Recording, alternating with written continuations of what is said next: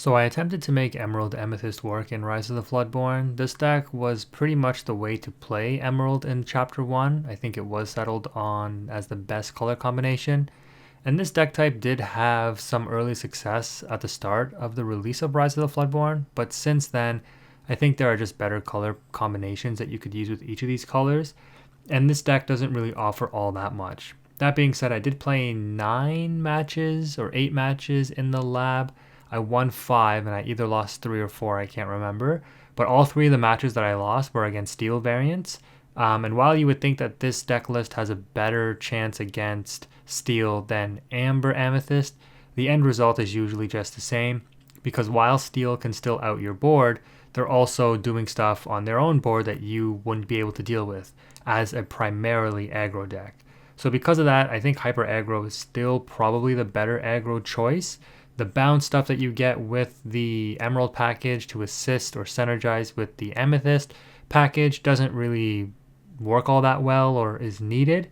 But the reason that you would basically try to play Emerald in a build like this is basically because you want to maybe have like a Cusco on the top end with Bippity Boppity Boo to close the game out with.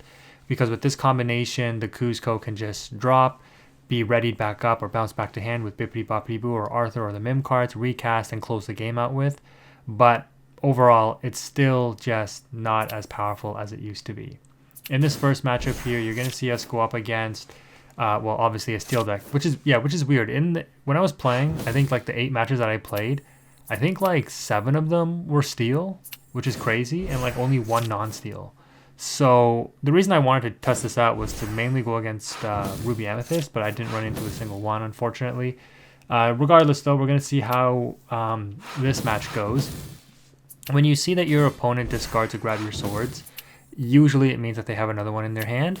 So, putting all of this on board right now isn't the smartest, but I can technically maybe find a way to bounce the 1-drop Maleficent back to hand. Or the Flynn Rider might be the better choice to bounce back so that it can survive. So yeah, we do have a Mim Snake. And yeah, I just was playing too fast, not paying attention. And I just recast the Maleficent. So I just walked straight into a Grab Your Swords. The opponent was activating that with the quickness for sure. And then they basically wipe out my whole board here. And it looks like I'm in a very much losing position now. Despite turboing out 11 lore, I just have 2 cards left in hand and no board established. The opponent has a Singer, 5 Aerial, and 4 cards in hand. The Pinocchio here is alright, but again, because my opponent is on steel, all it takes is for them to have any kind of pinging damage spell, and we're done for. Also, the Cinderella being able to challenge ready characters really puts a dent in your game plan as well, because you want to keep your Arthur readied, and that hurts. So here you can see the opponent ends up using, I think that was another Grab Your Swords there, and outs my Pinocchio and deals 2 damage to my Arthur. We draw, of course, the worst possible draw. Well, maybe not the worst, but definitely not a great one in the Cusco because we have to cast it and then bounce it back to hand. A Rabbit there would have been really nice, a Merlin Rabbit, to draw 2 off of the summon and the bounce. Nonetheless, though, we just recast the Cusco because I forgot how close I was to game. And the opponent can't put on enough lore pressure fast enough for me to close the game out with this top deck mode, like no cards in hand kind of thing. Because I'm just going to be able to quest with Cusco and then drop Fox to bounce the Cusco back. And then next turn I can drop the Cusco and then win on the following turn. So again, very slow. I arguably should not have used that Mim Fox to crash because I technically could have quested for game next turn. But I'm anticipating that my Maleficent will not live, and I am correct. So I wouldn't have had game anyways. You can see just how many outs the opponent has to everything I'm doing here. But thankfully, they're only going to be able to quest for 3, and they still don't have lethal on board. So all I have to do is drop this Cusco. And my opponent, I believe, has used 2 Grab Your Swords. So unless they have 2 more Grab Your Swords, there's nothing they can do when they lose this game. So they do have the 1 that you can see there are 3 Grab Your Swords in the discard pile. And 2 Let the Storm Rage On, so just completely anti-aggro. And they're forced a whole new world here. They sing it in order to try to dig for a Grab Your Swords. They don't get it, and then they end up scooping, and the victory comes to us. In this next matchup here, we're going to put back some of our duplicates and higher costing cards and or uninkables. And the opponent reveals Emerald to start things off we are likely going to try to drop a Pascal, because you always want to try to mulligan for a 1-drop because your deck really needs to play on curve. When you go second, it can also be very, very tough. So the opponent reveals Emerald Ruby, which is interesting. I think this was like Zepha's weird discard build that this opponent was running, because you do see a Prince John later on, or right now, there you go.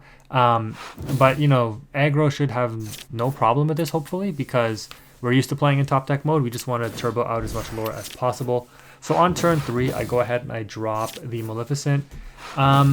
The spellbook in this matchup might have some decent utility depending on how fast or slow they are in establishing a board, because it's basically just like a free goat each turn for 1 lore, and that can really help you close out the game faster. The opponent does reveal Teeth and Ambitions though, and that feels terrible because that is a free, well, not free, it does cost the Teeth and Ambitions, but a get rid of my Flynn Rider. They do only have 2 cards in hand though, but the Sudden Chill will allow them to draw again. I opt to discard the Spellbook here, so yeah, I don't know how I feel about that necessarily, but I think I value the Arthur more right now. And the opponent opted to get rid of their Prince John because they sung a song with it, I think. I don't think they quested, right? They sung the Sudden Chill to force me to discard. And it makes sense because, look, they have another draw engine. They don't necessarily need Prince John, which relies on me discarding, whereas they have the Queen, which relies on me challenging in order to draw cards. So kind of neat little engine here. But we are going to keep our hand quite healthy with all of the kind of Merlin Mim and Friends and on the other side packages that we have in the deck. And it's proving to be quite effective. So we drop the Mim and the Arthur. The opponent reveals Lady Tremaine, so we're happily to let that take out the Pascal. And then they just pass without doing anything because they don't want my Mim Snake trading into the Queen.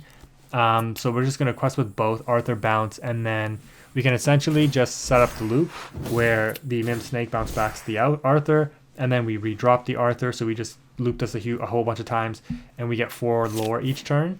So the opponent is kind of on a clock. Plus we have a goat in hand, so we don't need to loop it on the final iteration. We just drop goat and maybe just bounce goat back to hand with Mim Fox or something next turn, and then we win. So once the opponent kind of realizes this, they just end up scooping it up there, and we take that win. In this next matchup here, again, just putting back some cards in order to try to dig for a 1-drop. We do get a Pascal, which is better than nothing, so we're going to go ahead and drop that.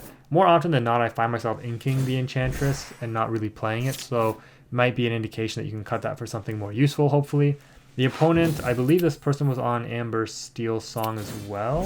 I could be wrong, because I think I played my only non-steel matchup. But this variant clearly was using like Snow White, and this person has like the most telegraphed Rockstar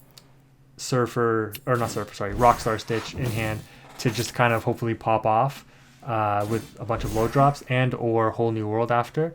So this isn't great for me because I kind of lost track of when I was doing this, that like, oh, the opponent could shift Rockstar, sing, grab your swords, and I lose my whole board. Thankfully, this opponent wasn't like the other one where they had like 3 grab your swords. They're not able to do anything, so they don't even quest, because again, they, I guess, don't want to risk getting beat up by Mim Fox and my Pascal. So yeah, I mean, we got game on board. They just end up scooping, and aggro is doing what aggro is supposed to do. In this final matchup here, I think this is the final one. I think this is a bit of a longer one, as you can probably tell from the timestamps. Yeah, so it's another steel deck here. And this one, I think, is kind of tough. So we're going to start off by dropping Maleficent. I don't really want to go the route of Pascal, so those are going into the ink. Yeah, this is Emerald and Steel, so probably the best combination for Emerald now in Rise of the Floodborns meta. So after questing with Maleficent, we do the classic drop Snake, bounce the Maleficent back to hand, so it's protected. The opponent sets up a small Tink, which of course you're going to be scared of a big Tink wiping out your board completely. So you don't necessarily want to quest with the Snake now for free, because a Tinkerbell coming in would deal 1 damage, and then because it was shifted, it would have no summoning sickness and could take out the Snake, stay on the board, and take out or deal 2 damage to anything else that they want on my board. So this isn't the greatest, but yeah, they're going to end up bouncing their Hook and my Arthur because they're afraid of the Arthur, and then they're going to recast the Hook and pass. So again, they only have 3 cards in hand, and I'm like, okay, clearly they do not have a big Tink, so how much value could I get here before that big Tink comes down? Every turn is a risk because they could top deck it, or they could Tinkerbell shift or not shift, but exert to draw into it. And even if the Tinkerbell is exerted, dropping it as a shift target, the big Tink will still deal 1 damage to everything on my board, which will take out all of my kind of air quotes weenie questers. So nonetheless, the opponent actually uses this turn to challenge with their Tinkerbell, which I'm fine with, but they reveal why, because they had a bodyguard the whole time to protect it. So we're just going to quest with both the characters on our field, and we go to 5 lore apiece. I'm going to go ahead and drop the Arthur and the Pinocchio. Now the pressure is really starting to mount on the opponent. Do they have to grab your swords? If not, I'm going to be questing for a decent amount next turn. It doesn't look like they do, so they're going to take the route of let's take out whatever we can that's exerted. And it works out half decent for them because they do have the Prince, which has resist 1. It can take out all of my 1/1s for free, basically. They Tinkerbell again and find no big Tinkerbell. And then they opt to drop Jafar, which will just draw them more cards and help them get to their engine faster. So arguably not the greatest position I'm in.